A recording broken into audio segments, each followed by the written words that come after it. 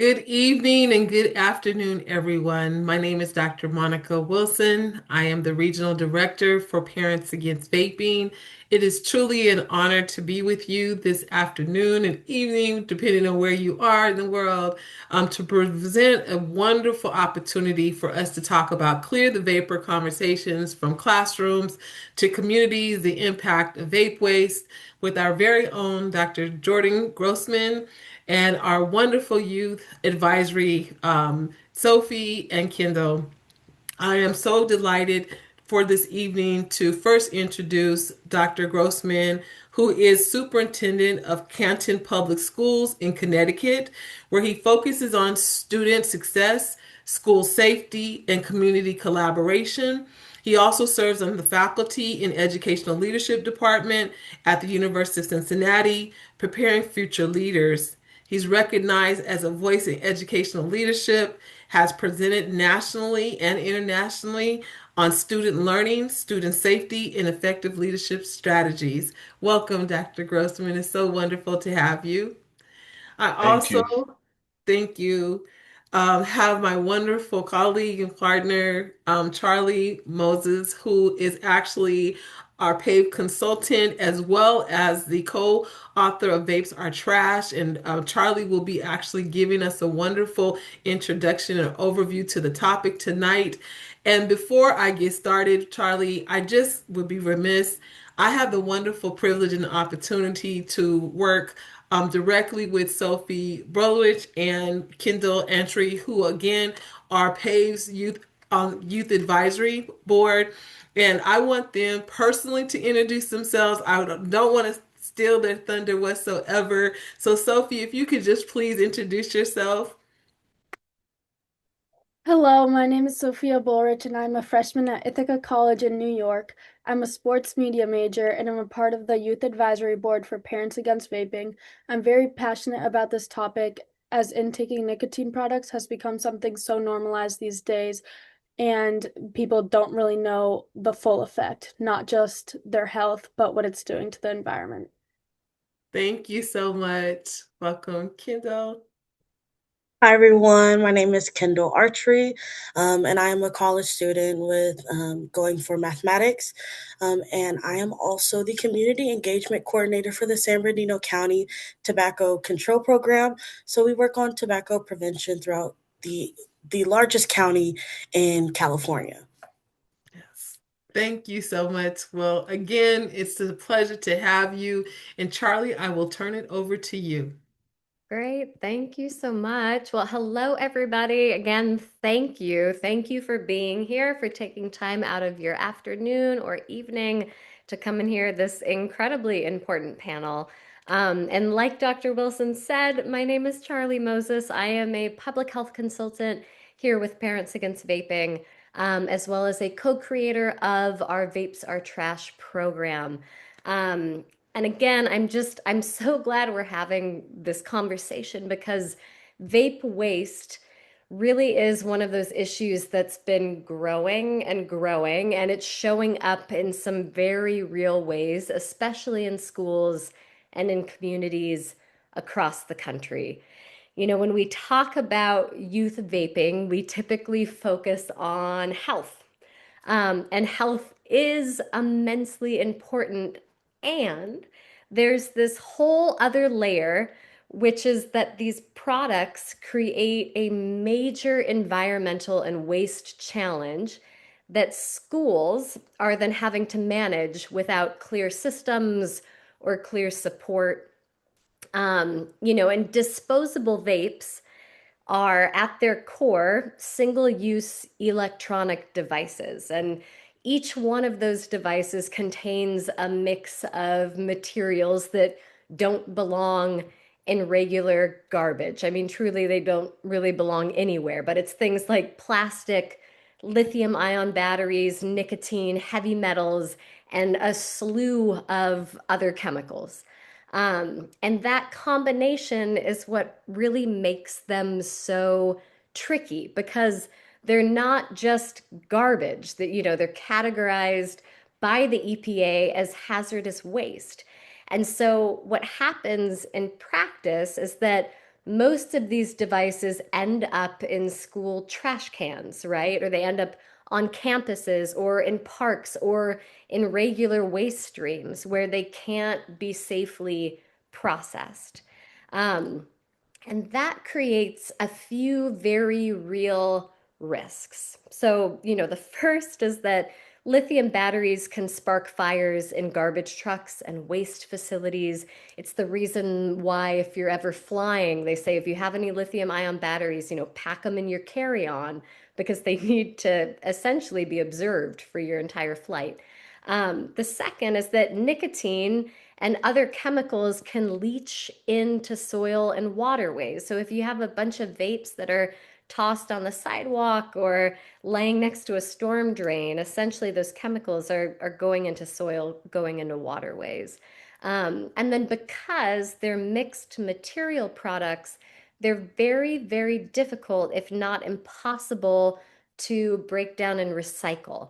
Um, so at the same time, we're seeing a lot of use of these disposable vape products, right? Which means the volume of this waste just continues to accumulate, it continues to grow. So this is both, a semi-emerging environmental issue as well as a big public health issue, which we've been aware of for years. And I feel like the environmental aspect of it is really finally catching up. And all of this is, of course, where schools come in. Schools are on the front lines of this issue in a way that a lot of other systems aren't. Because schools are more often than not required to confiscate vape devices. They're collecting hazardous waste every week, often without clear guidance on what to do with it. But the quantities are typically too small to trigger really formal hazardous waste regulations, which then leaves schools stuck in this weird regulatory gray zone, right? So across the country, we're hearing from schools and districts, and it all sounds pretty similar. They're seeing increasing numbers of confiscated devices. They don't have standardized disposal protocols, and they don't have the resources or the infrastructure to manage this type of waste safely. So schools are being put in a really difficult position, and they're expected to enforce policies and protect students. And then they're also being asked to manage a hazardous waste stream that shouldn't be falling in their laps. So what we're left with is a kind of system gap. Like schools are holding this problem, but they don't have the system level support to solve it. And one of the reasons this issue really is so important and honestly so promising is that it also opens up a different kind of conversation with young people. A lot of youth are already very deeply concerned about the environment. And, when they learn that these products contribute to plastic pollution, create toxic waste, harm ecosystems and communities, it really does shift the conversation. So we've seen that in connecting to environmental impacts, it can actually really deepen understanding and create some new entry points for prevention and for cessation and just general engagement with this issue. So the conversation becomes, what kind of world do we want to live in? And what are the tobacco and vape industries producing and who is responsible for that? So, to sum all of this up and to kind of kick all of this off, we have a rapidly growing waste stream made up of these hazardous materials. We have schools on the front lines managing that waste without clear systems. And then we have this opportunity to engage young people in a broader conversation about health and the environment and accountability. So addressing this is really going to take a big coordinated effort of solutions across education and public health and environmental systems and policy. And that's why this conversation and bringing together schools and communities and young people is just so important. And so, with that, I will hand it back over to Dr. Wilson, who will be moderating this wonderful panel today, and then off to the panel. So, thank you all so much. Thank you so much for that this in-depth overview, Charlie, to help ground us this evening and afternoon. I really appreciate the overwhelming impact that this is having. And of course, like you said, how it centers around our schools. And so, Sophie and Kendall, I am going to actually turn it over to you to actually be able to do what you all do best, which is to bring this forefront to, from a youth perspective, to an educational leader who deals with this day to day. So, Sophie, we'll start with you. Okay. So my first question is, from what you're seeing in the school district, how is vape waste actually showing up in schools day to day, things like the devices, the pods, or batteries? And how are schools having to deal with the environmental safety side of that, not just the behavior itself? So, Sophie, that's a really good question and a hard question.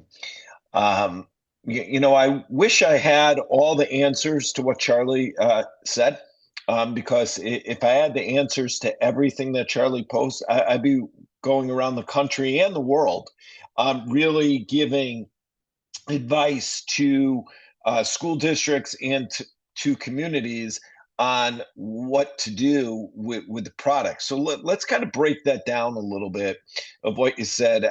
How I see as a district leader, and I'm just not going to talk about my school district. I'm just going to talk in general, because I've spoken to enough people around Connecticut and around the country on this issue. And honestly, I'm not sure that the majority of school leaders actually thought about what the waste, what vape waste does. Honestly, we're kind of reacting to a problem that is a national and world problem. And typically what happens is if an adolescent is caught with a vape, literally there's consequences that go along with that, that whatever they did, and the administrator just takes that vape, depending upon what it may be, and literally at some point they may just put it in a box.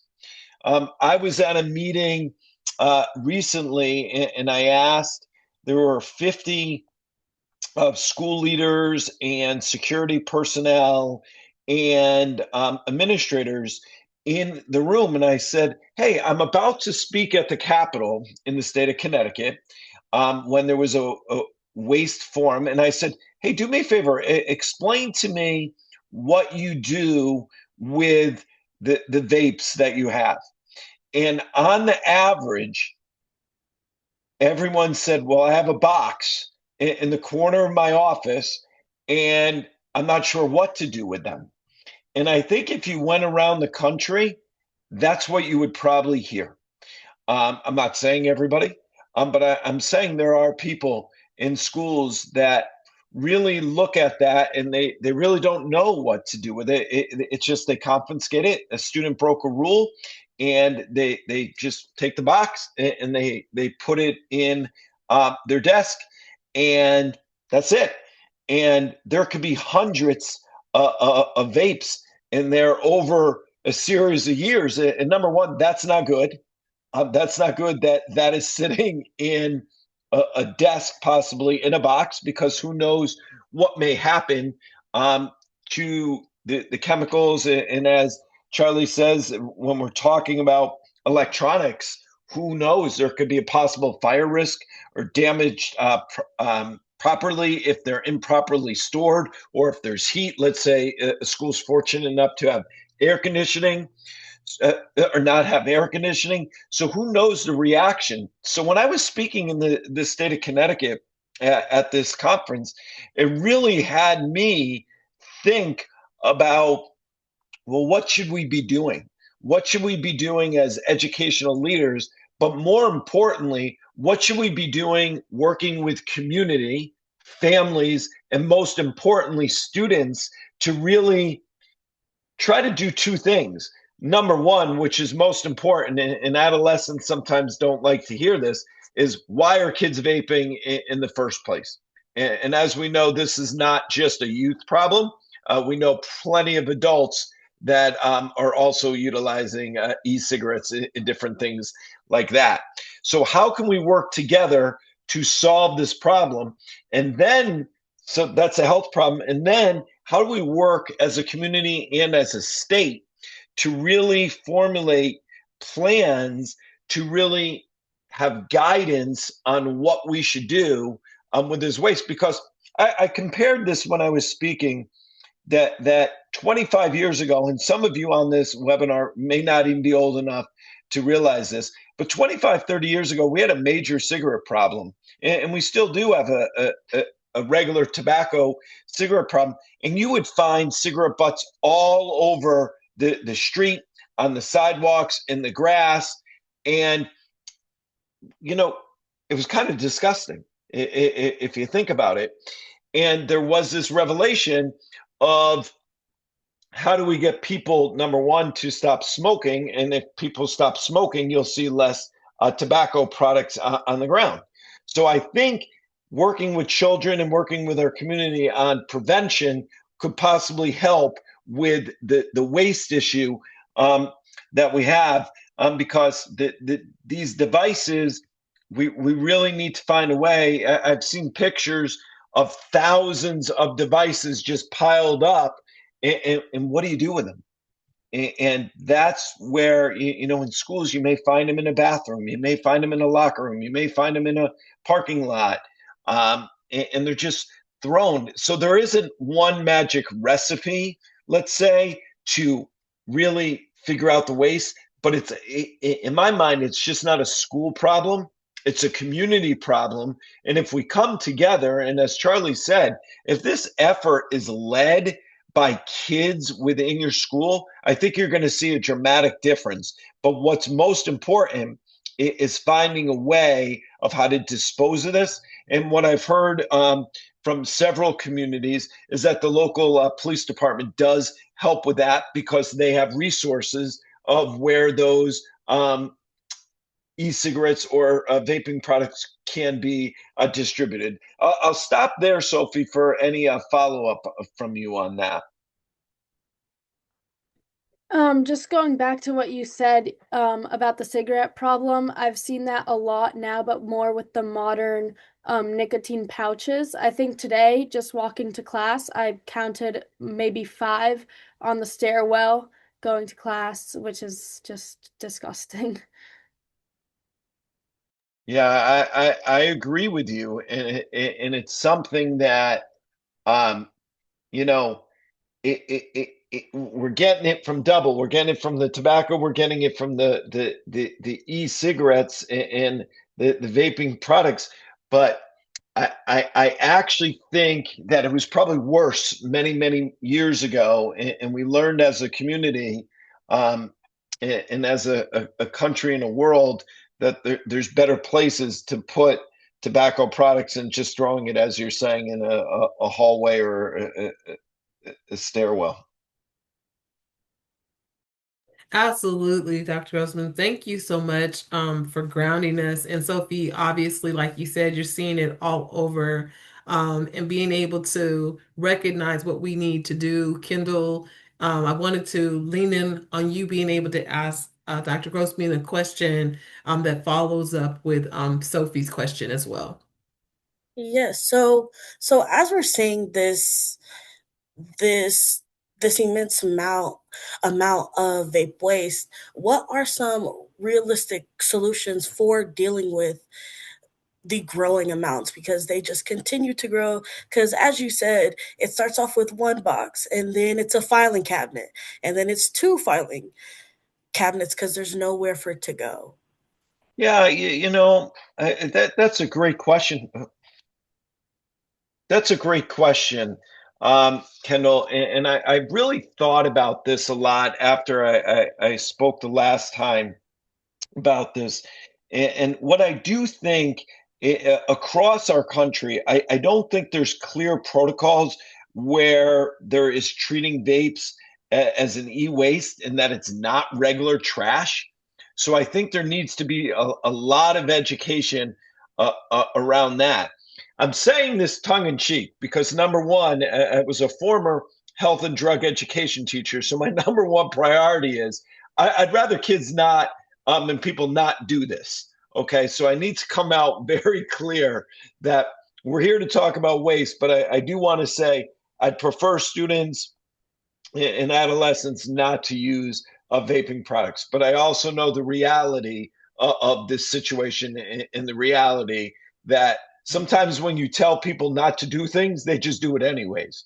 So we do need to not ignore that kids and adults are still doing this. And I often say, I know we're kind of talking about adolescents, but adults also do this also. So I think there needs to be a lot of education about clear protocols that we have, just like we have with cigarettes.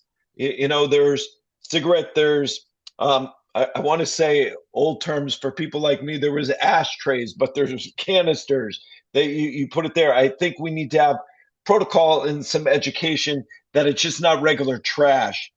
I also think it goes back to what Charlie was saying, that there needs to be some sort of fire safe storage containers that possibly could be put in school for confiscated devices rather than putting it in a desk. And this would be an education, I think, for school leaders, school administrators, teachers, that if you do get it, instead of just putting it in a box, it'd be smarter that if there was and I'm sure they exist, a fire safe storage container just to protect what's the environment, the safety environment within a school or an office building.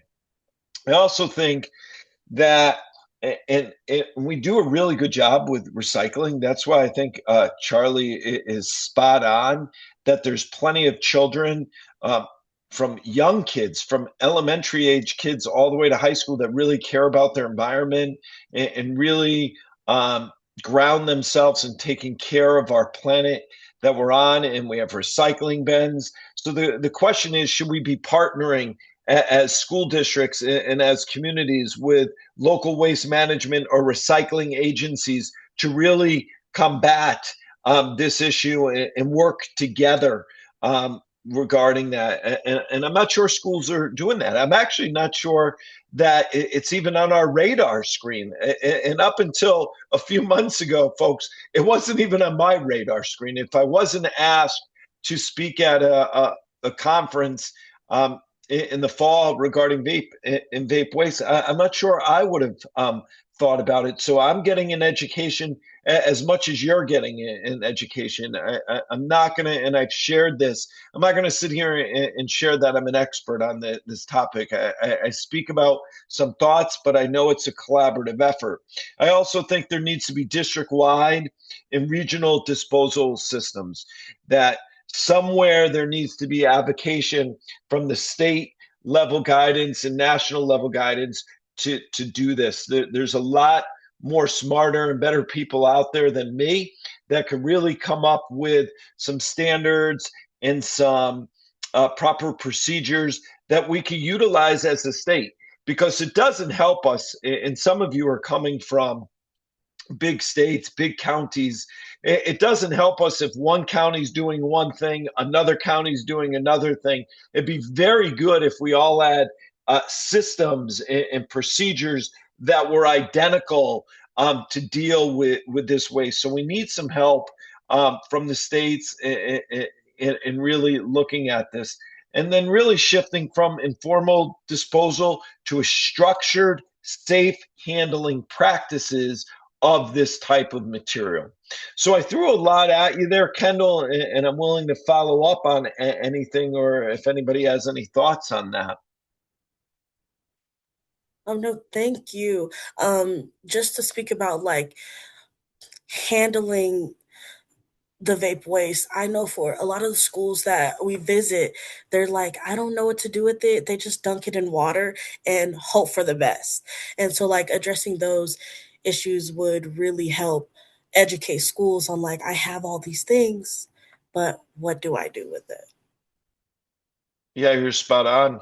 Spot on. Like dumping it in water, I'm just not sure. I would even like back in the day, I was an assistant principal, and I don't know if I would have dumped it in water or knowing me, I probably would have put it in a box just like a lot of the administrators and go along the way. But if there were procedures and protocols that you needed to follow, I would follow those procedures and protocols. And I'm very confident to say there's administrators in schools and educators across our country and across our world. If there were protocols to follow, and there's a list, they would follow those protocols. Thank you so much, Sophie. Let's see. We have another question. More on like the education side now. How can K through 12 schools better address youth vaping early so these behaviors don't just follow students into adulthood? Hmm. Uh, It's my favorite question. I went on it when I answered the previous question that we can never stop educating children. That's our job. That's our job as young adults. And Sophie, you being a freshman in college, we have to bank on you all to assist us with this because sometimes when uh, people like me speak to kids, it's not the same as kids speaking to other kids and learning. It's a community effort, and we really got to start focusing on our upper elementary and middle school children, our kids that are 8, 9, and 10 and 11, and really start talking to them about prevention. And I think back in the day, there was always those no smoking posters that were all over the place growing up for kids in my generation. And people still did it, but there was always an education and prevention, so we really got to go there. But we also got to focus on decision making, and work with children on proper decisions, and decisions that they make could have long-term consequences, not just rules.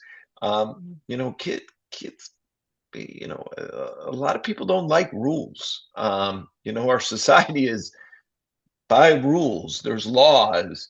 And sometimes there's people out there that break the rules and break the laws. And we really got to teach children on how it affects them.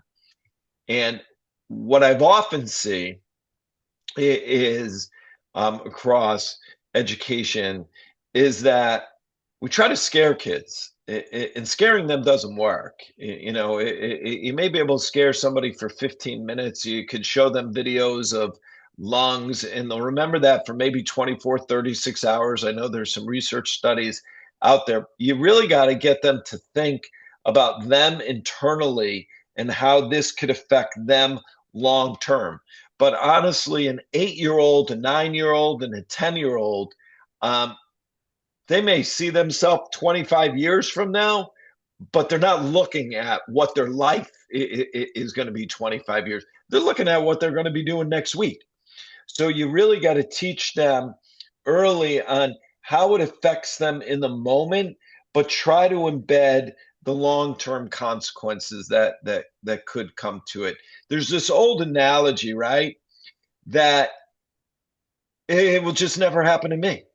I won't get lung cancer. I won't get burned by a vape. Um, I won't have anything that will be consequential to me with vaping. Um, and that's why you got to integrate the health, the science, and have advisory programs that go along with it. Young kids can understand the science of this and the health if you share it with them in an age appropriate language that they understand. And what's important is emphasizing skill building and teaching them the skills to refuse, to work with them on peer pressure, and to really look at and work with them to navigate peer pressure. And honestly, it's not just with vaping. If you could talk to them and work with children of all age groups, even adults, we could work with adults on peer pressure and pressure of the surroundings. Our world would be a much better place that if we taught individuals, especially at a young age, the skill building. And the most important thing that I feel is the reinforcement of the constant messaging. And it's not just the school's responsibility, it's our responsibility collectively. And we have to make sure that we partner with the home and with families and guardians and adults that all are working with children. And if collectively we could do all those things, Sophie, our world and vaping may go down if you try to put all those things together. Excellent. Absolutely. And it leans to, one of the comments in the Q&A was talking about, we have medication take back day. We should have vaping days or, and mechanisms for there to be some action items around being able to infuse and changing the environment and being able to get everybody, not just our young people and administrators, but our community engaged in activating, getting rid of this waste. And so, Kendall, I want to lean on you for your next question to Dr. Grossman and how that can help to expand opportunities for changing the environmental impact of these horrible products. Yes. So as we're saying, youth now really love the environment, and so we get a lot of engagement with them. Once you bring the environment in where they can be, they really take hold of that. So how can we continue to use environmental concerns to engage with youth in vaping prevention? Well, great question, Kendall. I'm not sure who said the comment previous that Dr. Wilson just read about the take back, but that person we should put on the panel right now because what they said what was spot on. That's what you need to do. You need to highlight the environmental impact of disposable vape waste. You need to bring it to the forefront because again, I'm not naive enough to say I didn't even think about it. And that's why we in this organization, in this group, we have to get out there and really start promoting it. And you can almost, and I know this may be a stretch, but it's exactly what the individual stated in the chat is you can start connecting vaping to plastic pollution and battery hazards and do it all in one. And when you're looking at vaping, when you're having a drive for plastic or you're having a drive for battery, or as the wise individual said, you're having a drive for take back drugs, why not add vaping into that vaping products? Again, I'll go back to prevention. We wouldn't have to do this if people didn't do it, but if people are doing it, we need to formulate, just like we say, there's people that would say, why do people use plastic bottles still? Why do we need to use plastic bottles? Well, people still do. So we have campaigns and we have recycling that goes on. Why can't we tie vaping in to that? I love how we have students on the panel, and I'm assuming there's students from all across the country that are on this webinar right now. And we need to leverage student interest in the sustainability and the environmental connection. As Charlie said, we need to empower students to take ownership, whether they are vaping or if they are not, to take ownership in their country, to take ownership in their environment, and to care. Some of the biggest things that happen across our country are student led. And if we could get students to buy in and incorporate it into project based learning or their environmental clubs that are happening in their schools, you will see it right off the bat really get better. The thing about it is, I'm not sure how many kids are really thinking about this. So that's why we need to get it out there within the groups and across the country and frame vaping as both a health issue and environmental issue. And I keep saying it, I only viewed it as a health issue until I really started speaking with individuals like yourselves that it's clearly a health issue and an environmental issue. And if we can encourage students and let them lead in awareness campaigns, let me tell you, I think we could really combat the problem. Absolutely. Thank you so much. Well, Kendall and Sophie, I'm going to let you all. Sophie, I believe you were next. And like I said, this is really helpful. We have a lot of engagement also, Mr. Grossman, in the Q&A that's supporting everything that you're saying and wonderful ideas that you all are presenting. So please, Sophie, your next question kind of, I think, actually aligns with what Dr. Grossman was just saying in regards to all of the community getting involved in ways in which we're able to take leaps. It might not be bounds all the way, but leaps to changing the impact this is having in our environment. With youth being activated, as Kendall said, it's one of those places that you all care about the environment. So please go ahead with your next question. Yeah, now for more of like a school health perspective, how concerned are you about the addiction and its impact on students' mental Mhm. health and learning? Ooh. Um, I'm concerned. Eh, you know, that's someone's kid. That's someone's son. That's someone's daughter. And we have to care. We have to care as educators because that's why we're in this business. That's why we're all here. I just started reading the chat. I figured out how to read the chat. Um, and it's amazing to see the thoughts that people have. But as we know, nicotine remains highly addictive, especially for adolescents. Um, you know, if you like how you feel while you're doing it, you can continue to do it. If nothing bad happens to you, you can continue to do it. And, you know, there's clearly sometimes that students show dependence on this. I'm not addicted, but you can't go the whole school day without doing it. Some of you have definitely been in schools and office buildings, and you see people doing it, and or they're sneaking into a bathroom and they're doing it. Why do they need to do it? Because they're dependent upon it. But I'm not addicted to it, right? I'm not addicted to it, but I need to do it throughout the day because I like to do it. So I'm concerned, and I'm concerned that it could cause focus, attention, irritability, anxiety, mood regulations. Uh, we're not really sure how it will affect brain development and executive functioning.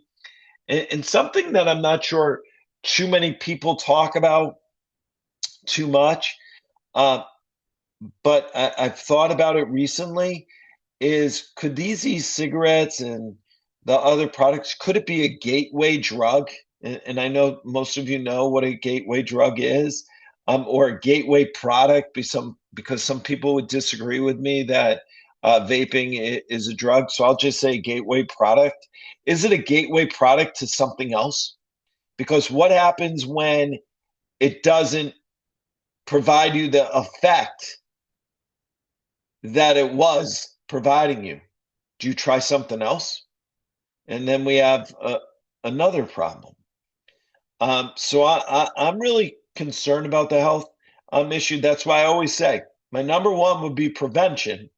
But when we have the waste issue, we got to deal with that too. So there's somebody I don't care if they're 16 or 17 years old, they're somebody's baby. And we have to make sure that we care for somebody's baby. And that's why you have an organization that's doing what you're doing.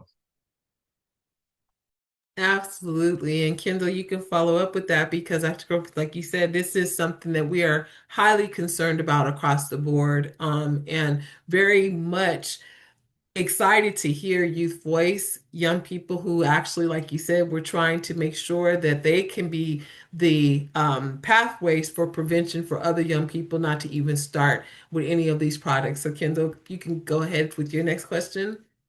Um, so earlier we talked about like what schools could do to help with vape vape waste, but what changes could help schools um, with the confiscated vaping device with the confiscated vaping devices? Because a lot of the time we do have disposable areas in California, but they're full.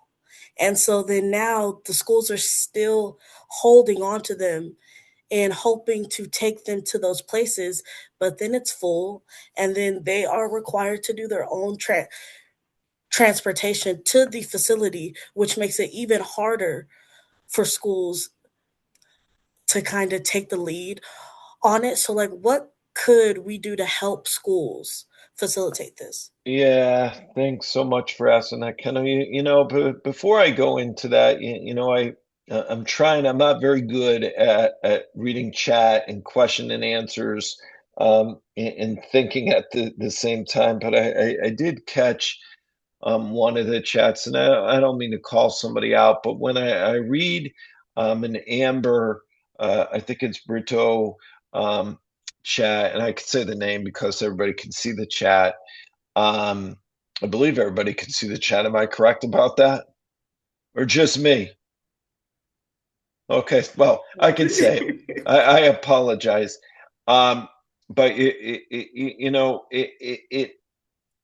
when I see some of the things that people are writing about children in their own families and how they didn't know some of the signs, and it goes back to the um, the question that Sophie asked before.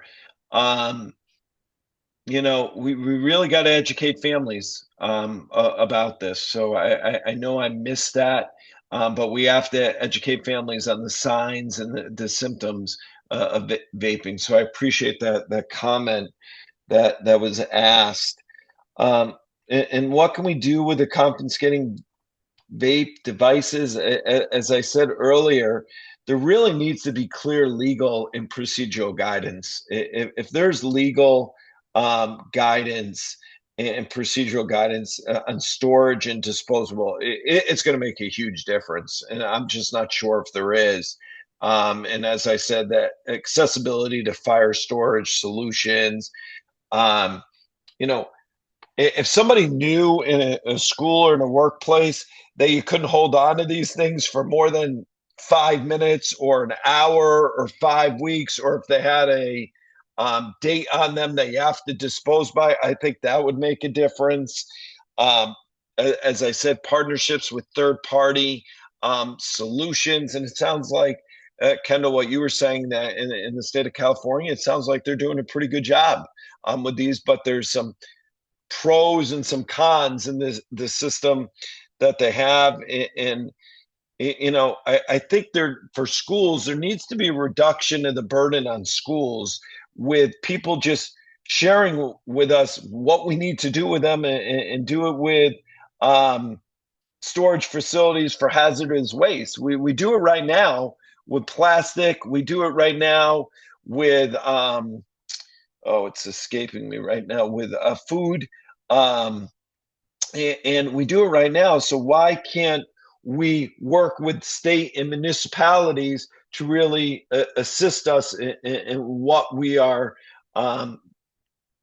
doing? So, as we think about vaping from multiple angles, like student health, addiction, and environmental waste, and that sort of stuff, what schools are realistically able to handle what you see as the most important next steps from schools and communities to take so we're just not reacting to the issue, but actually preventing it? That that is one of my favorite things that you just said, Sophie. Reaction is never good. It's never good. You're never going to come out in front when you react. React is just something that you have to do. You have to react to problems. You have to react to things that aren't going well. But at the same time, that reaction is going on, you have to be very, very proactive. And I often say that there needs to be a collaboration with schools, public health, and policymakers. And I'm not sure across the country how many organization or groups there is where schools and health organization policymakers are really sitting down and discussing this issue and putting plans into place. And you also have to invest in early in prevention and education efforts, and that's money. That's money that we need to invest dollars into this concern in this issue, because realistically, if the school system has to get, or district or a county has to provide fire storage boxes, for example, in a school, where does that money come from? I'm not really sure where that money would come from. So if there's going to be regulations to how it needs to be done, there needs to be support with funding. What's also really, really important, and I said this before, is consistent messaging from the school, from the home, and from the community at large, and that expanding student support and intervention is a key. That if someone's doing that, if we could get them in an intervention program to assist them with their vaping, that's a really good thing. And then, as I've been saying, if we can advocate for stronger regulation and laws around youth access and product design, we walk down the street right now, you could go into convenience stores down the street, and we're advertising to kids and with pictures, just like they did back in the day with smoking. Smoking was the cool thing to do. And now you go into stores, and these products almost look like toys. And then shift from the discipline of prevention, that this is a shared responsibility. And this is what I said when I spoke in the state of Connecticut, that it's a shared responsibility. It's not a principal going out and doing this by themselves. It's not a teacher. It's a shared responsibility and a collective responsibility. And I commend everyone. And I'd be curious, Dr. Wilson, how many people are on today, if you're allowed to share. But I commend everyone. It's 6:50 p.m. Eastern Standard Time. For some of you, it's 1:30 in the afternoon. Some of you could be in a different part. It could be 9 a.m. It could be 1 o'clock in the morning. I commend you for getting on and taking this issue seriously. But Dr. Wilson, I'd be very Yes, curious how many people on. several hundreds. That's all. The numbers keep going up and up. That's So great. yes, That's great. absolutely. Thank you so much. And Kendall, I wanted you to, our time is going by so fast. I feel like we have just warmed up. Dr. Grossman, and Sophie and Kendall, your questions have been phenomenal. We have multiple questions in the chat, and we're or the Q&A, and keeping up with them. But I wanted to make sure that we were able to lean in. Kendall, on your last question, and Sophie, you all culminate at the end, because I think it's really important for us to be able to ground the conversation. They call it landing the plane. So, Kendall, I'll lean it back over to you. One question, because you did talk on like youth who are vaping going through a course. Well, I know American Lung Association, they have a really good course which I am trained under, and it is called In Depth Um, and that is where they would take our course, so that it's an alternative to suspension. Would this be something that could be brought to other schools, so that there's not a hard disciplinary action for youth? It's more like help, and then like if you continue on, then we would have to. Yeah, Kendall, awesome question. Awesome question. I have heard, at least in Connecticut, I can't speak nationally, but I've heard in the state of Connecticut, as part of disciplinary consequences or restorative practice, that um, kids that may be caught vaping actually have to take a course as part of um, their disciplinary consequence. I have heard that in the state of Connecticut, and I think that's a great idea, Kendall. And I believe some of these courses are embedded in their online already established. Yes. The question of Sophie will culminate it with you. I just going back off what Kendall said, I also have heard about that, and I just think that that's like a good way to go about it. So yeah. Very good. I know, Dr. Grossman, do you have any final words that you would like to share with everyone? We have so many questions coming in. We may not be able to get with respond to each and every one of them today, but what we will do is follow up. All of you all who have signed, we have your information, fortunately, and we will make sure that we're able to get responses to your questions if we're not able to address them all today. Thank you. Yeah, so thanks, Dr. Wilson. It's an honor to speak to you all today. Hopefully, some of the thoughts that I provided gave you a little insight on some of my thinking. I appreciate the student questions that were asked, very, very relevant. Charlie really set the stage really well Mhm. on the problem that this is in our country, in our world. But I really have to commend students for really advocating and taking action um, regarding this most serious subject of waste and working on prevention. So it's been an honor. I thank you for having me. Um, and I wish everybody the best. Well, thank you, Dr. Grossman, because you have laid all of you entirely, of course, framing this, and we recognize we cannot recycle our way out of this. We recognize that part of and someone actually put this in the Q&A, is being able to have prevention, cessation, sale ban, and enforcing these bans. Continue to join us in the fight to advocate for those laws to be changed, and being able to educate. And so the biggest impact is actually having continual conversations like this. And I really appreciate not only the questions that have been asked, but also the insight into some strategies. We recognize that the problem won't just resolve overnight. We wanted to bring this conversation because, like I said, our young people see it every single day, and then support the school environments that are having to contend with it.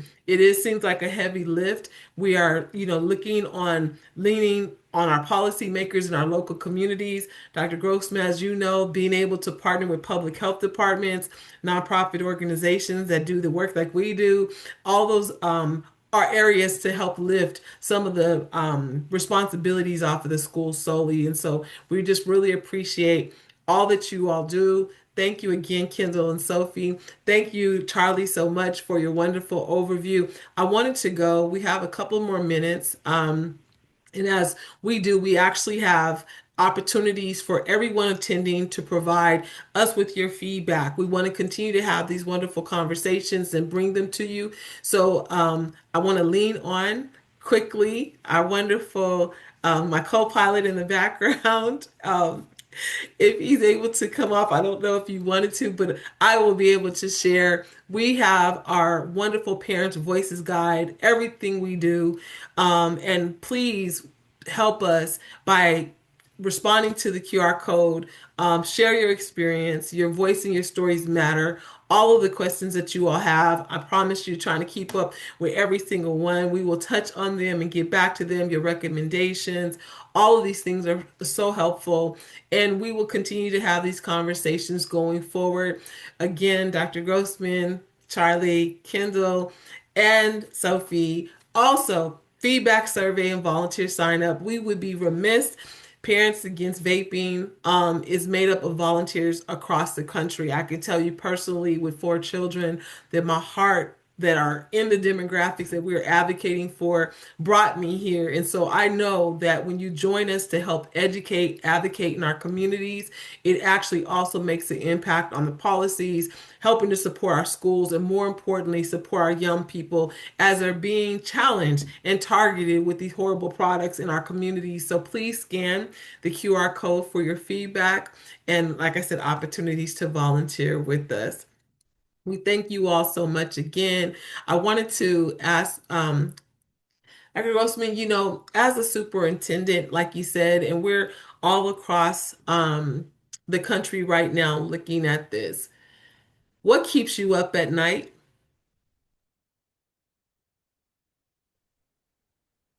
Ooh, um, that's a tough question. Um, I worry about kids. I really do. Um, I just worry. You know, they're our future, and we got to Yes, make sure that we do it right. Um, so yeah, the kids. The that's same. I yeah. think all of us. And what gives me more encouragement, like you said, is to be able to see young people actually advocating and involved. Having them, the peer model being the impetus of how we're able to combat not only classrooms and communities around vape waste, but these issues across the board. And so being able to activate that keeps me up at night, but it also makes me very inspired. So, Sophie and Kendall, thank you so much for your courage, for your voices, for your questions, obviously for the good work that you do in your local communities and being representatives of a demographic that we're reaching out to. And hopefully, this information will be supportive to everyone who attended today. Like I said, we really thank you so much again for all of your questions, all of the impact that you're having across the country. We will definitely stay engaged, respond to your questions, and definitely keep these conversations going. Thank you all so much for attending. Knew it was fast and short, but we will be back next month. Bye for now.